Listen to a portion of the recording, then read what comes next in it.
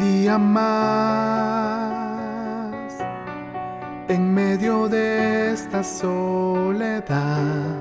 Quiero saber que estás aquí, que viniste para salvar lo que un día se perdió, rescatándome en la cruz. Mi Jesús, libre soy por tu amor. Me refugio en ti, Jesús.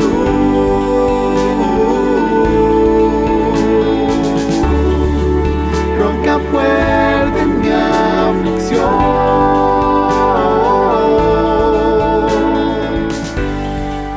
Tu palabra es mi alimento.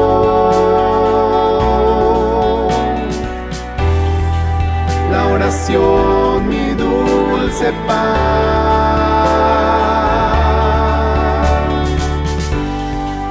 Eres todo lo que anhelo.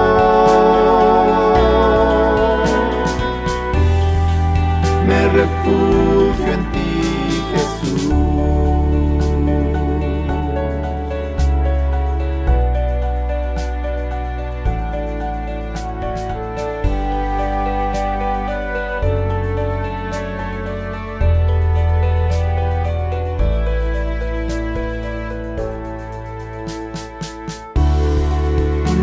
Más en medio de esta soledad, quiero saber que estás aquí, que viniste para salvar lo que un día se perdió, rescatándome en la cruz. Mi Jesús, libre soy por tu amor.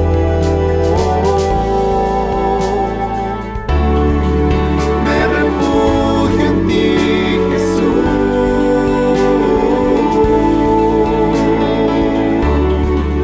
Roca fuerte en mi aflicción.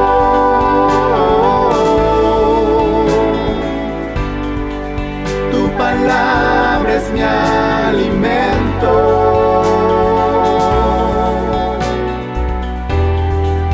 La oración, mi dulce paz.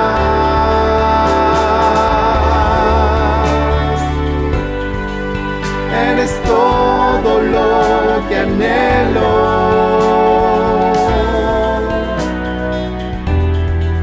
Me refugio en ti, Jesús.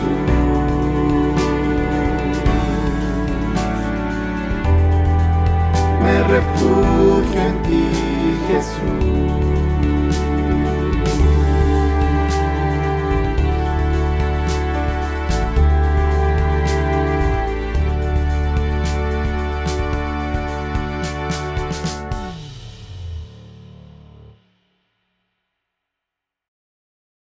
Uno. ¿Estamos bien? ¿Con ánimo? Todas las noches siento como que no sé qué decir después que se da el primer estudio de la palabra de Dios, donde aprendemos cosas emocionantes, cosas interesantes. Hemos aprendido esta noche que después que termine la mediación de Jesús por el hombre, el mundo será entregado a las fuerzas satánicas y los vientos de destrucción vendrán sobre la tierra. Y será lo que la Biblia llama tiempo de angustia, lo que nosotros llamamos la gran tribulación.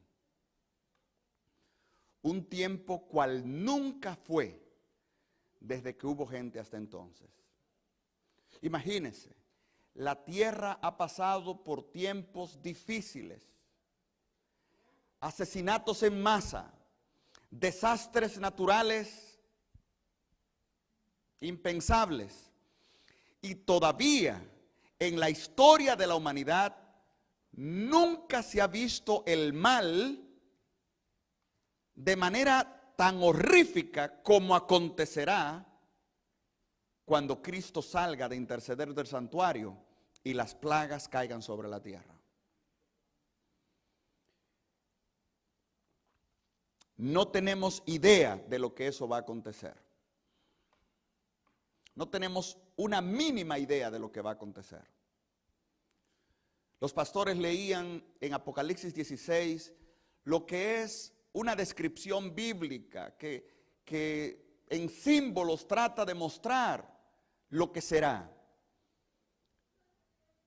Una plaga nos habla de una úlcera mala, dañina. Otra que las aguas del mar se convertirán en sangre. Otra las aguas de los ríos y se beberá sangre. Otra que el sol calentará. Otra que habrá unas tinieblas y los hombres se morderán la lengua de dolor.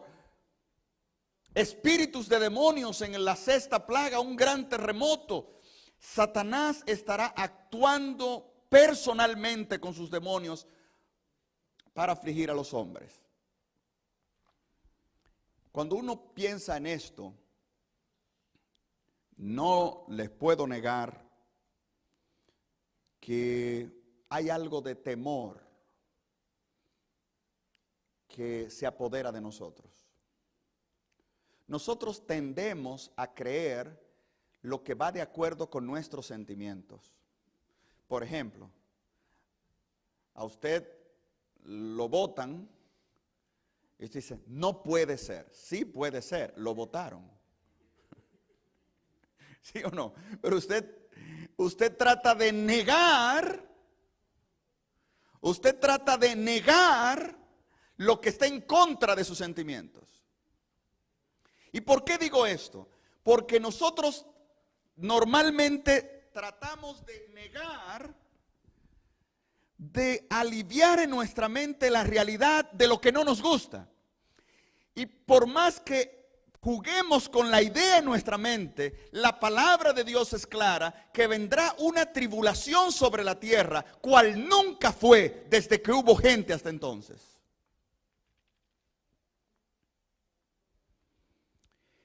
Voy a centrar mi reflexión hoy en ese texto maravilloso de Apocalipsis, capítulo 3, verso 10. Dice el texto: por cuanto has guardado la palabra de mi paciencia, yo también te guardaré de la hora de la prueba que ha de venir sobre el mundo entero para probar a los que moran sobre la tierra. ¿Podemos leerlo otra vez? Por cuanto has guardado la palabra de mi paciencia, yo también te guardaré de la hora de tentación que ha de venir sobre todo el mundo para probar a los que moran en la tierra. Vamos a analizar algunos detalles de este texto. En primer lugar, para muchos cristianos se inventan una historia que no aparece en la Biblia en ningún lugar, de que antes de que Cristo venga, Jesús se va a llevar a la iglesia. ¿Han oído eso? De que Jesús va a aparecer invisiblemente. Le llaman el rapto secreto. Que Jesús va a venir invisiblemente. Y la iglesia va a desaparecer. Y el mundo entonces va a entrar en tribulación por 7 años. Pero mientras el mundo está en tribulación, la iglesia está en el cielo. Y después de 7 años Jesús aparece otra vez. A veces es muy difícil explicar algo que no tiene sentido. Porque la Biblia es clara. Primero, la Biblia nunca habla de Jesús viniendo en secreto, porque el mismo Dios dice, 1 Tesalonicenses 4:16, con voz de mando, con voz de arcángel y con trompeta de Dios, descenderá del cielo. Eso no me parece que es secreto. Mateo 24, 29 y 30 habla con gran poder y gloria. No me parece que es secreto. Y todo ojo le verá, dice Apocalipsis 1:7. No me parece que es secreto. Luego dice, descenderá del cielo y los muertos en Cristo resucitarán. ¿Cómo? ¿Cuándo? Primero. Y el texto añade, luego nosotros, los que vivimos, que habremos quedado hasta la venida del Señor, seremos arrebatados juntamente con ellos en las nubes para recibir al Señor en el aire, y así estaremos siempre con el Señor. De modo que la Biblia me habla de una venida de Cristo. Luego Apocalipsis 20 de que dice que los otros muertos, Apocalipsis 25, no tornaron a vivir hasta que fuesen cumplidos 1000 años. Y después que se cumpliesen 1000 años, Satanás será suelto de su prisión, XYWZ. De modo que lo que pasará será después de 1000 años. La iglesia estará en el cielo por 1000 años. Cristo no va a venir primero secreto y luego visible. La Biblia habla de una venida de Cristo. La conclusión de esto, ¿por qué lo menciono? Es que si usted se está haciendo la idea que en el tiempo de tribulación usted va a estar en el cielo, debo decirle que abróchese sus cinturones, porque usted va a estar en el avión cuando él tenga que aterrizar. Si usted creyó que Cristo se lo iba a llevar al cielo antes de la tribulación, debo decirle que el pueblo de Dios va a pasar por la tribulación. Y cuando el texto dice, yo te guardaré de la hora de tentación, algunos están tomando la expresión que Jesús los va a guardar para que no pasen por la tribulación. Pero el texto no está hablando de que Jesús, de paso, la preposición apo en griego no es como en aparece en otros textos, en Santiago 1, en Cantares, en la Septuaginta, se refiere a proteger a alguien, no a evitar que un peligro llegue. ¿Me doy a entender? Porque yo te voy a guardar, te voy a proteger de algo, no a evitar. Por ejemplo, en Juan 17:15, Jesús dijo, no te ruego que los quites del mundo, sino que los guardes del mal. Guardarlo no es quitarlo del mundo. Pero muchos creen que Jesús los va a quitar del mundo. No, Jesús dijo que lo iba a guardar de la tribulación, pero en la tribulación. Cuando los jóvenes hebreos fueron lanzados en el horno de fuego, Jesús no apagó el fuego. ¿Me doy a entender? La iglesia de Dios va a estar en el horno de fuego, pero Jesús vino y descendió y estuvo con ellos en el fuego.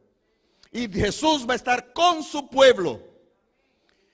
El Salmo 91 me dice, caerán a tu lado 1000 y 10,000. Si me dice que caerán a tu lado 1000 y 10,000, indica que yo voy a estar en la tribulación, ¿sí o no? Porque los que están cayendo, ¿están dónde? A mi lado. Caerán a tu lado 1000 y 10,000. Ahora, yo seré guardado porque el texto añade, pero a ti no llegará. Pero no es porque yo estaré en el cielo, porque la gente estará cayendo a mi lado, pero Dios, a todo el que tenga el sello, lo va a proteger. No te sobrevendrá mal, ni qué, ni plaga tocará tu morada. Pero si dicen plaga no tocará tu morada, indica que mi morada está aquí. Dios no sacó a los israelitas de Egipto antes de mandar las 10 plagas. Dios mandó las 10 plagas y protegió a los israelitas en Egipto. ¿Estamos bien? Y luego de las 10 plagas, Dios liberó a su pueblo. Dios no libera a su pueblo hasta que pasen por la tribulación. Hermanos, ¿estamos claros con eso? Era el primer elemento que quiero que quede claro hoy. El pueblo de Dios pasa por la tribulación. Número 2. El texto dice, por cuanto has guardado la palabra de mi paciencia.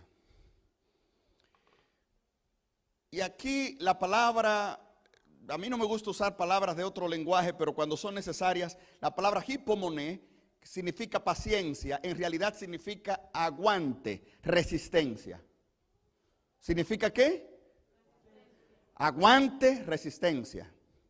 La palabra paciencia en nuestro idioma significa alguien calmado. Alguien que... Pero en la Biblia paciencia es el que resiste. Por eso la Biblia dice, no olvidaos de la paciencia de Job. O sea, que resistió. Le mataron la familia y aguantó. Perdió todas sus propiedades y soportó. Vino una enfermedad sobre él y soportó. Cuando en Apocalipsis 14:12 dice, aquí está la paciencia de los santos. Está diciendo aquí, los santos de los últimos días soportarán la prueba. Pero el texto dice la palabra de mi Paciencia. De modo que la paciencia que tendrán los santos al final del tiempo debe ser la paciencia que tuvo Jesús. ¿Y por qué le hablé de la palabra griega? Porque esa palabra, hupomone, que aparece en Apocalipsis 3:10, en Apocalipsis 14:12, es la misma palabra que aparece en Hebreos 12:2, que dice: puestos los ojos en Jesús, autor y consumador de la fe, quien por el gozo puesto delante de él sufrió la cruz. Y el verbo sufrió está basado en la raíz de hupomone. O sea, tuvo paciencia ante la cruz, aguantó, resistió la cruz.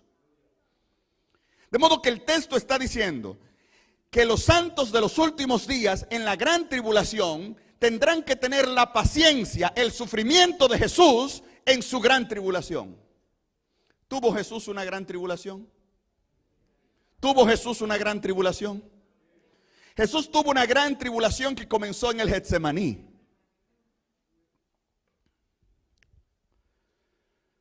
Y aquí el texto dice: yo bien te guardaré de la hora de tentación. Vamos al libro de San Juan capítulo 12. San Juan capítulo 12. San Juan capítulo 12, verso 27. Note, leemos: ahora es turbada mi alma, ahora es atribulada mi alma. ¿Y qué diré? Padre, sálvame de esta hora. Noten la expresión hora. ¿A qué hora se estaba refiriendo Jesús? La hora de la angustia, la hora de su muerte. Mas para esto he llegado a esta hora. Es decir, ha llegado el momento de morir. ¿Le voy a decir: Señor, líbrame? No, si para eso vine al mundo, a morir. Con esto que he dicho preliminarmente, he establecido dos detalles: que los santos pasarán por la tribulación, número uno, y número dos, que la paciencia de los santos es paralela, análoga a la paciencia, a la resistencia de Jesús en la hora de su tribulación. ¿Estamos bien? ¿Por qué todo esto?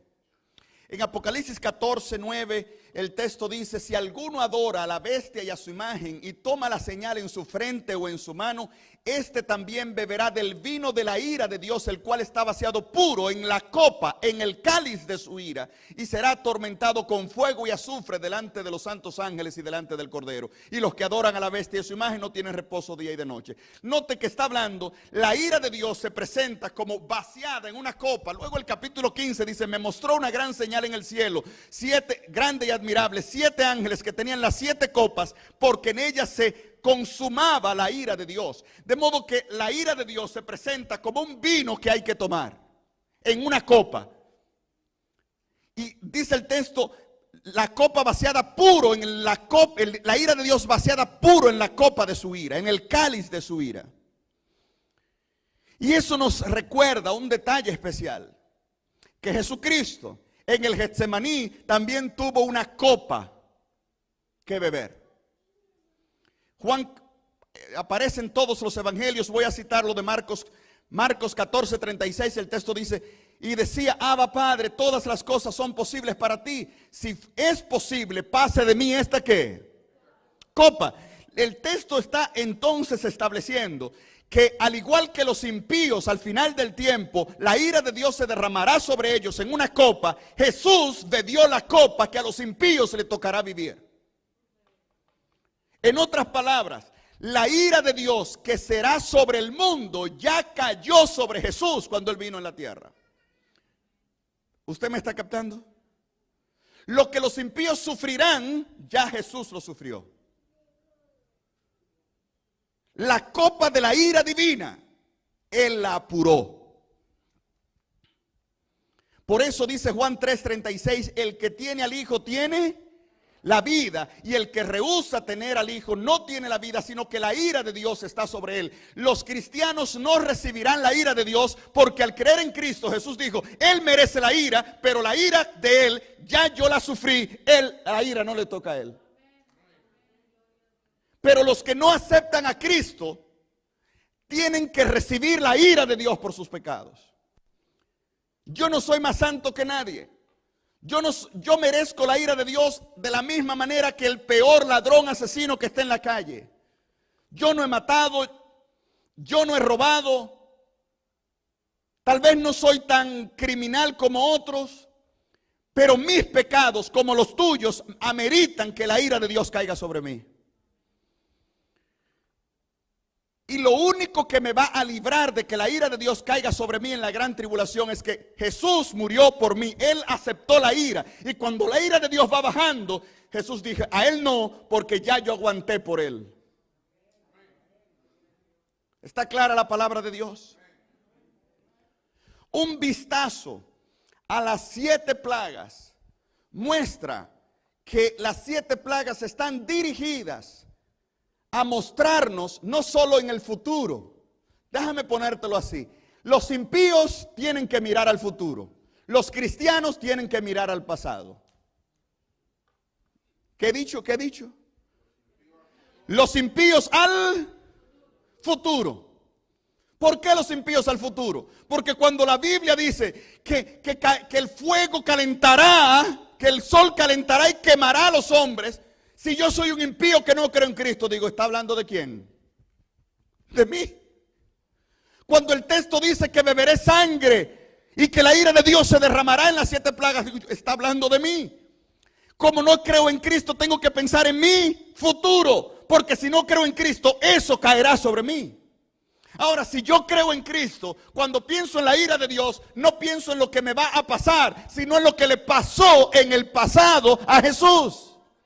Por eso el impío piensa en el futuro. Y yo te invito a mirar al pasado. Si tú confías en lo que Cristo hizo, entonces no tendrá temer lo que le pasará a los impíos. Si tú confías en lo que Él hizo, no debes temer a lo que Él hará. ¿Está clara la palabra de Dios? Apocalipsis 16, ustedes lo leerán, el pastor Lázaro lo repasó. Dice el texto que una plaga, una úlcera mala hirió a los hombres. De paso, de los textos de Isaías es el que cita Mateo cuando dice Él llevó nuestras enfermedades. Y el libro de Isaías dice, por su llaga fuimos nosotros ¿qué? Por su llaga fuimos nosotros curados. Lo que el texto está mostrando, que la llaga que vendrá sobre los impíos al final del tiempo, Jesús ya la sufrió. Por su llaga yo fui curado. El texto dice que las aguas se convirtieron en sangre. ¿Las aguas se convirtieron en qué? De modo que habrá una mezcla de agua y sangre. Si yo leo en Juan 19, 34 y 35, dice que cuando vieron a Jesús, como ya le vieron muerto, no le quebraron las piernas, pero uno de los soldados le abrió el costado y al instante salió sangre y agua. En Cristo se une la sangre y el agua. La tercera plaga aparenta ser la misma, pero no tiene que ver con el agua en general, tiene que ver con los ríos, el agua que se bebe. Dice, les ha dado a beber sangre, pues lo merecen. Y eso fue lo que pasó con Jesús cuando dijo, tengo sed. Le dieron a beber vinagre y hiel. Hubo tinieblas sobre la tierra desde la hora 9, dice el libro de Mateo 27, y esa será la 5ª plaga. El 7º ángel es un gran terremoto. ¿Y qué pasó con Jesús? Hubo un gran terremoto, Mateo 27, 51 al 53. Y tinieblas. Al terminar la 7ª plaga, una voz del cielo dice, hecho es. Y cuando Jesús ya iba a morir, dijo, consumado es. Lo que Jesús está diciendo, las 7 plagas ya cayeron sobre mí. ¿Está clara la palabra de Dios? El texto te está diciendo, si crees en Cristo, no tienes que preocuparte por lo que vendrá. Pero quiero llamar la atención a una de las plagas. Vamos al Salmo capítulo 2, versículo 1. Salmos capítulo 2. Voy a leer a partir del verso 1.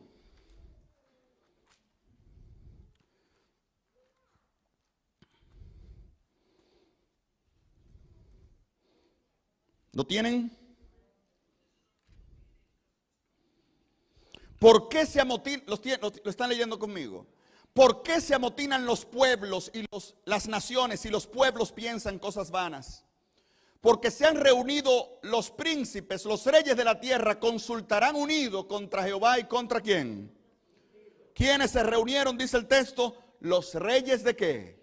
De la tierra. ¿No se les olvida esa palabra?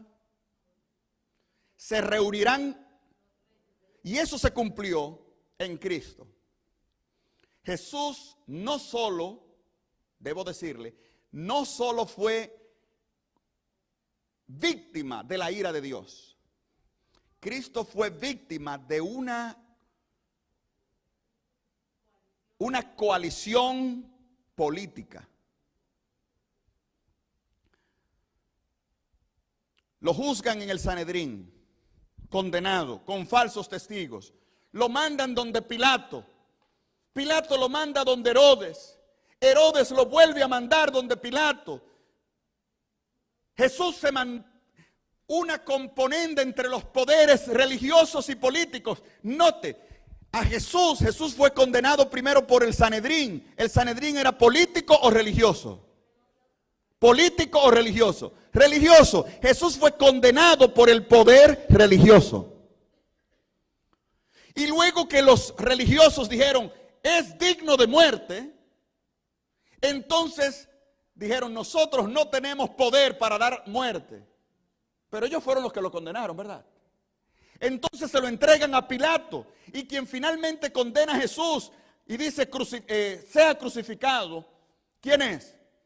Pilato. ¿Pilato era religioso o político? De modo que aquí estamos viendo una unión de el poder religioso con el poder ¿qué? Político. El poder religioso es que me haya culpable y el poder político ejecuta la sentencia. ¿Está claro? Entre Herodes, Poncio Pilato y el Sanedrín se conflagraron para condenar a Cristo. Si eso es una vislumbre del pueblo de Dios, está diciendo que en la gran tribulación los reyes de la tierra igualmente se harán para condenar al pueblo de Dios. Y está diciendo que el pueblo de Dios será condenado al fin de los tiempos por una unión de la iglesia con el Estado, lo religioso con lo político. Vamos al libro de Hechos, capítulo 4, para que noten que lo que estoy diciendo no es una interpretación inventada. Cuando el apóstol Pedro habló del Salmo 2, en Hechos 4, 25 en adelante, Hechos 4, 25 en adelante, ¿lo tenemos? Dice que por boca de David tu siervo dijiste, ¿por qué se amotinan las gentes y los pueblos piensan cosas vanas? Se reunieron los reyes de la tierra y los príncipes consultaron en uno contra Jehová y contra su Cristo. Pedro está citando el Salmo 2, que ya leímos. Ahora miren qué Pedro dice, versículo 27. Porque verdaderamente se reunieron en esta ciudad contra su santo Hijo Jesús, a quien ungiste Herodes y quién más, y Poncio Pilato, con los gentiles y el pueblo de Israel. ¿Ustedes están notando? Yo quiero que cuadremos bien esto. ¿Quiénes se unieron contra Jesús? El poder político. ¿Dónde usted encuentra el poder político? Dice Herodes y ¿quiénes? Y Poncio Pilato. ¿Lo están leyendo? ¿Dónde encuentra el pueblo, el poder religioso? El texto dice el Sanedrín, pero aquí nos dice el pueblo de qué?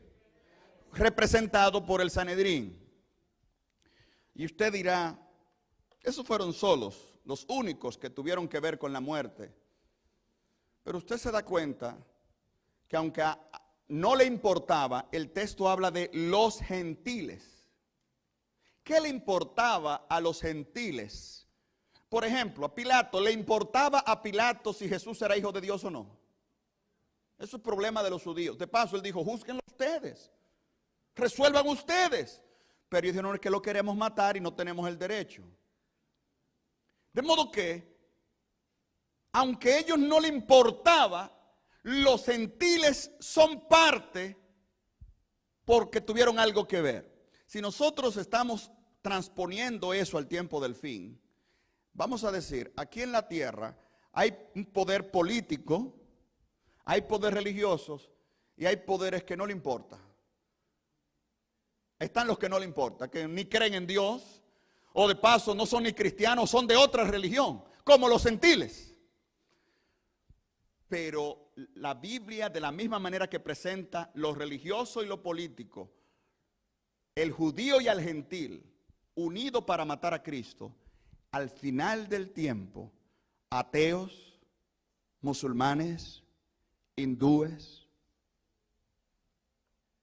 confucionistas, gentiles que no tienen nada que ver con el pueblo de Dios, se unirán con el poder político y con el llamado pueblo de Dios para matar al pueblo de Dios. ¿Está clara la palabra? ¿Lo están notando? Lo que pasó con Jesús pasará con el pueblo de Dios. La palabra clave que hemos visto en Salmo es los reyes de la tierra. La vimos aquí en Hechos, los reyes de la tierra. Y vamos a Apocalipsis capítulo 16. Apocalipsis capítulo 16. Voy a leer desde el verso 12.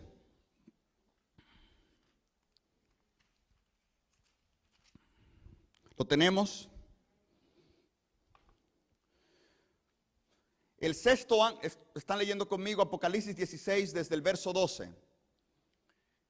El sexto ángel derramó su copa sobre el gran río Éufrates y el agua de ésta se secó para que fuese preparado el camino de los reyes de Oriente.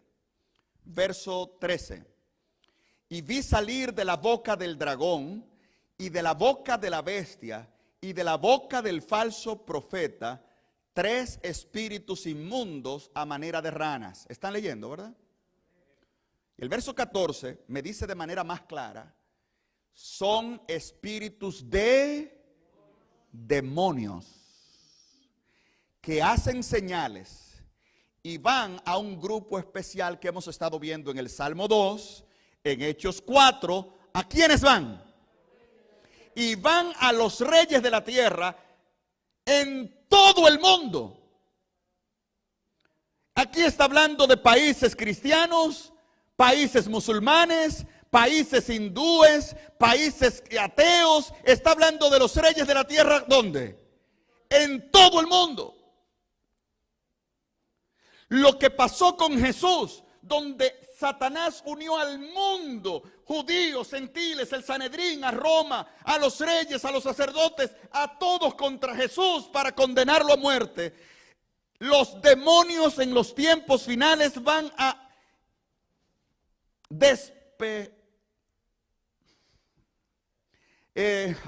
se van a extender, se van a dispersar por toda la tierra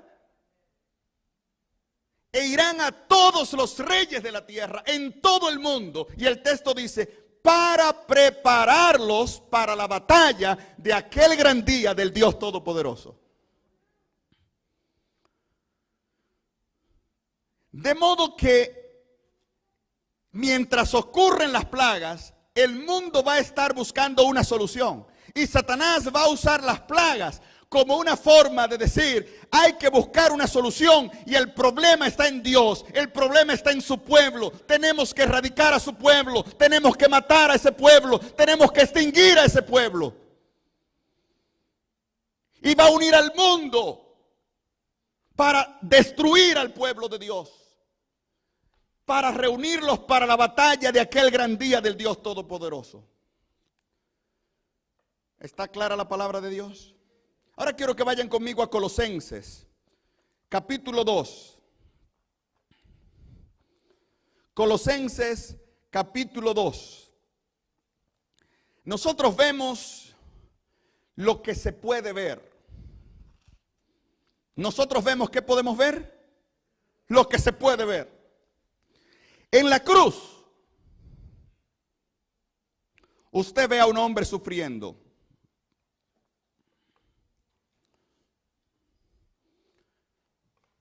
Ay, el pobre hombre sufriendo. Ay, Jesús está sufriendo. Eso es lo que usted ve en la cruz, ¿sí o no? Un pueblo diciendo crucifícale, unos soldados torturando a Jesús. Eso es lo que usted ve. Pero en la cruz, espiritualmente, había una batalla. ¿Qué había en la cruz? Una batalla. Y debo decirte que lo que se estaba librando en la cruz no era una batalla, era la gran batalla. ¿Usted me está captando? ¿Era qué? La gran batalla. Y voy a citar, pero no me salga de Colosenses 2, que voy a decir el texto ahora. Y voy a citar un texto que muchos nosotros lo aplicamos a algo que ocurrió antes de la creación, pero eso es falso. Apocalipsis 12:7 no se refiere a nada que ocurrió antes de la creación. Apocalipsis 12:7 al 10 se refiere a lo que ocurrió en la cruz. Con eso en mente, que vamos a luego a ir, vamos a leer Colosenses 2:15. ¿Lo tienen? Voy a leer 14. Anulando el acta de los decretos que había contra nosotros, que nos era contraria, quitándola de en medio, la clavó ¿dónde? En la cruz. Y el verso 15 dice, despojando a los principados y a las potestades, los exhibió públicamente, triunfando sobre ellos en la cruz. Aquí es el lenguaje de Dios. Para Satanás, el que mata gana. Pero aquí tenemos que ver el lenguaje de Dios. Dios está lo más alto que puede estar el ser humano. Que puede existir. Lo más alto. Nosotros somos lo más bajo. Ahora bien, cuando yo quiero moverme, yo tengo que moverme hacia arriba, ¿sí o no? Por eso para nosotros lo mejor es crecer. Queremos ser el mayor, queremos ser esto, ¿sí o no? Pero ahora yo me pregunto, cuando Dios quiere ser diferente, dice, yo quiero ser más grande. ¿Puede Dios ser más grande de lo que es? ¿Puede Dios ser más grande de lo que es? No. Dios es lo más grande. Pues cuando yo quiero cambiar, me hago grande. Pero Dios, que es lo más grande, cuando Él quiere cambiar, se hace pequeño, porque es lo único que le queda, para abajo. ¿Usted me está captando? La regla del cielo es diferente a la regla de la tierra. El grande es el que sube en el cielo, el grande es el que baja. Por eso hay en vosotros el mismo sentir, dice Filipenses 2:5, que hubo en Cristo Jesús, el cual siendo en forma de Dios, no tuvo por usurpación ser igual a Dios, sino como cosa que aferrarse, sino que se despojó a sí mismo, tomando forma de siervo, hecho semejante a los hombres. O sea, la grandeza de Dios no es que se hizo más grande, sino que se hizo más pequeño. Cuando Satanás enfrentó a Dios, queriendo ser igual a Dios, queriéndole quitar el trono a Dios, Dios no dijo, ahora me voy a poner con más fuerza. Dios dijo, Él quiere pelear conmigo, me voy a hacer más débil. Mientras Satanás se hace más grande, Satanás lucha haciéndose más grande y Dios vence haciéndose más débil. ¿Me doy a entender? ¿Me doy a entender? De modo que en la cruz usted encuentra a Satanás matando a Cristo. Satanás está en la cúspide, por fin logré lo que quería. Tengo a Dios en la mano. ¿Usted me está captando? Para Satanás era lo más grande. Tengo a Dios en la mano. Y él creyó que al matar a Cristo vencía. Lo que no sabía, que Dios vence haciéndose pequeño. Por lo tanto, mientras más humilde se hizo Jesús, incluso cuando murió, fue cuando venció. Y cuando en el momento Satanás dice, vencí, murió, Jesús dice, morí, te gané. ¿Por qué? ¿Por qué esto? Porque Satanás tenía el control de la muerte. Dice la Biblia, al que tenía el imperio de la muerte, Hebreos 2:15. Para desatar el poder de Satanás estaba en la muerte. Para Jesús poder vencer a Satanás, tenía que entrar al territorio de Satanás, tenía que entrar al territorio de la muerte. De modo que Jesús murió para poder entrar a la casa de Satanás y librar desde adentro a los que estaban cautivos de Satanás. Cuando Jesús murió, Satanás dijo, vencí. Y Cristo dijo, ahora estoy aquí. Y cuando yo resucite, libro conmigo a todos los que estaban muertos. De modo que aquí hay una doble guerra. Una guerra que la gente no entiende. La gente cree que matando al pueblo de Dios vence al pueblo de Dios. Y no se dan cuenta que mientras más el pueblo de Dios sufre, el nombre de Dios queda glorificado. ¿Estamos claros con eso? Satanás me está escuchando ahora. Y le voy a decir esto. Satanás hubiese querido que yo hubiera predicado ese sermón el viernes antes de Cristo morir. Porque si eso pasa, él no mata a Cristo.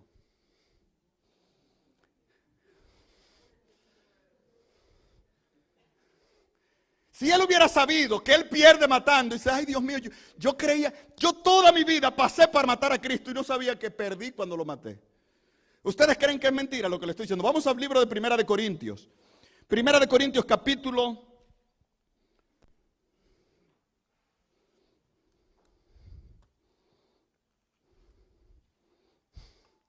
2.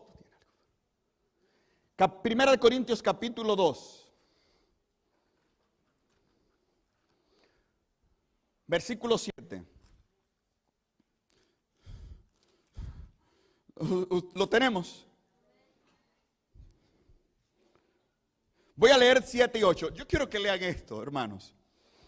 Mas hablamos sabiduría de Dios en misterio. ¿Cómo hablamos sabiduría de Dios? La sabiduría que estaba ¿cómo? Oculta, la cual Dios predestinó antes de los siglos para nuestra gloria. O sea, Dios reveló todo, pero hubo algo que se quedó escondido. Él no dijo todas las reglas del juego. Él le hizo creer a Satanás, el que gana, gana, y el que pierde, pierde. Satanás dijo, yo te voy a matar. Y dice, bueno, si tú me matas, tú ganas, está bien. Pero Dios sabía que el que moría ganaba. Versículos 8.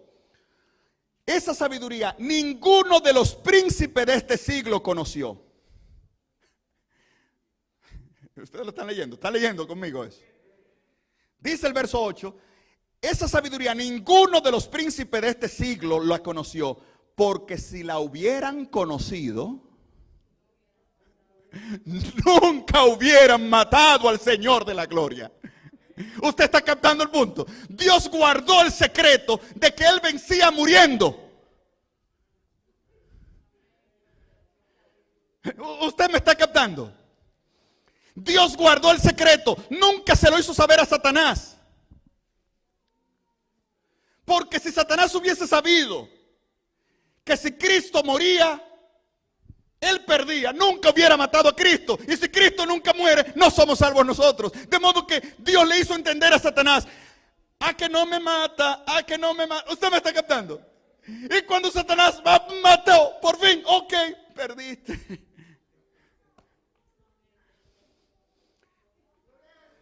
De modo que en la cruz del Calvario, con la muerte de Jesús, Jesús logra la victoria.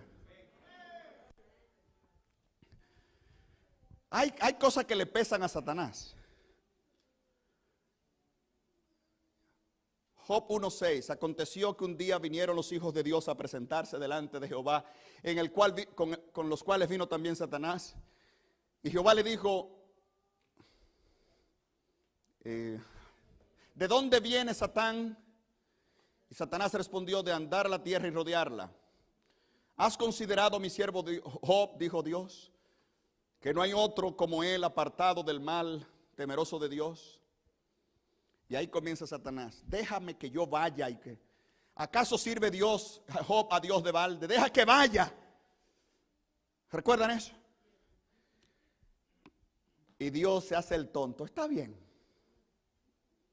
Pon a sufrir a mi siervo. Y viene Satanás y le quita los hijos a Job, lo mata, las propiedades a Job, la salud a Job. Ay, hermano, entonces viene Dios y escribe esa historia en la Biblia. Y ahora, la historia de Job es un ejemplo para todo el que está sufriendo. A Satanás le ha pesado esos pelliquitos que le dio a Job. ¿Usted me está captando? Porque ¿cuánta gente están dispuestas a sufrir por Dios por la historia de Job? Cosa que le ha pesado, pero él no aprende que el pueblo de Dios vence sufriendo. ¿Está clara la palabra de Dios?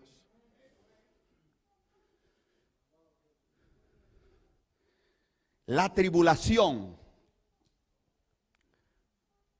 Satanás va a tratar de destruir al pueblo de Dios. Yo siempre creo que el pecado es necedad, porque la sabiduría es temor a Dios.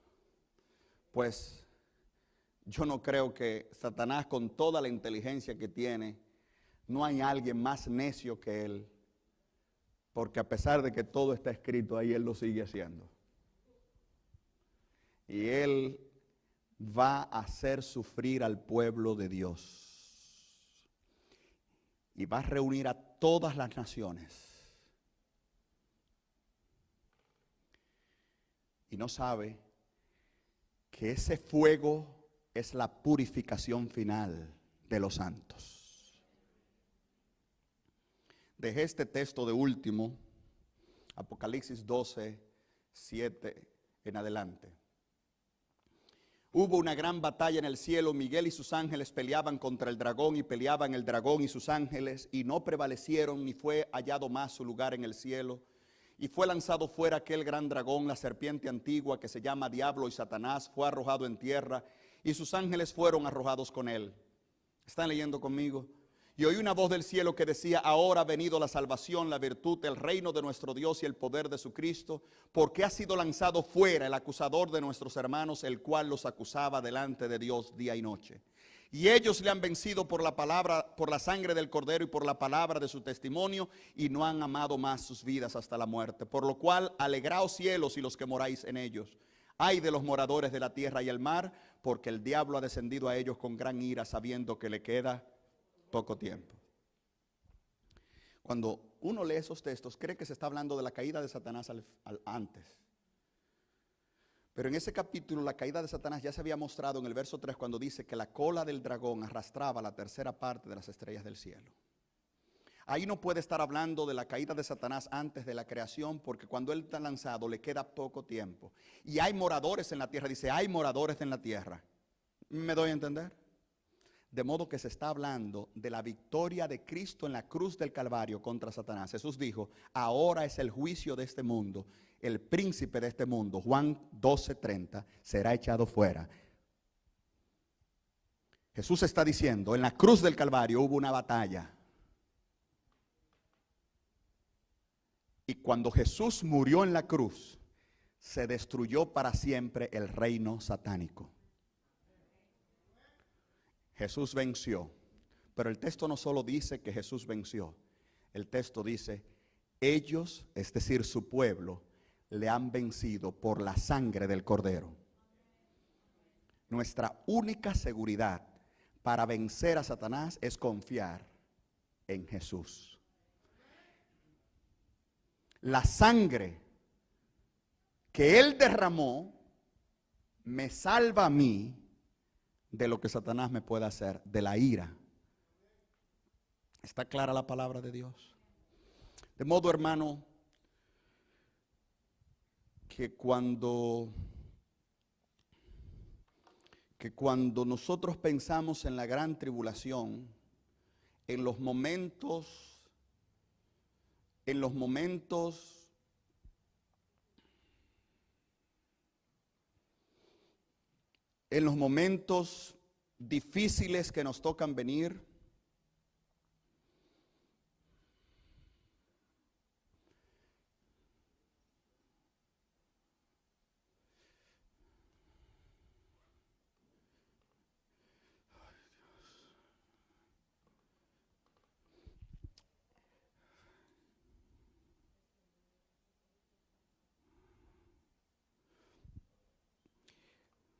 Que Dios les guarde grandemente.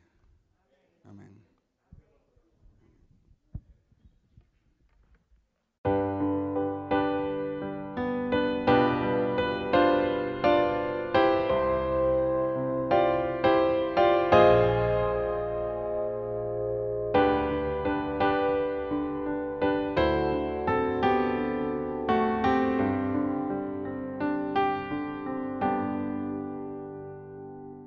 Oh Señor, escucha mi oración.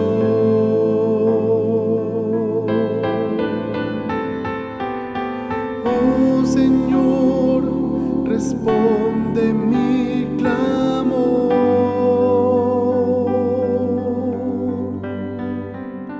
Mis súplicas serán oídas hoy. Gracias te doy. Oh Señor, escucha mi oración.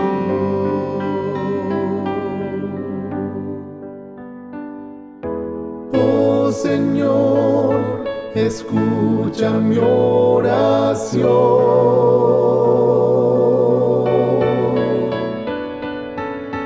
Oh Señor, responde mi clamor.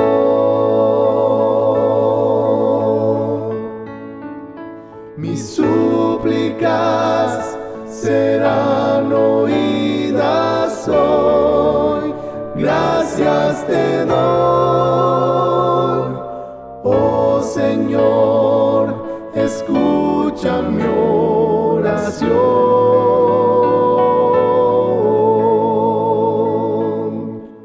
Oh Señor,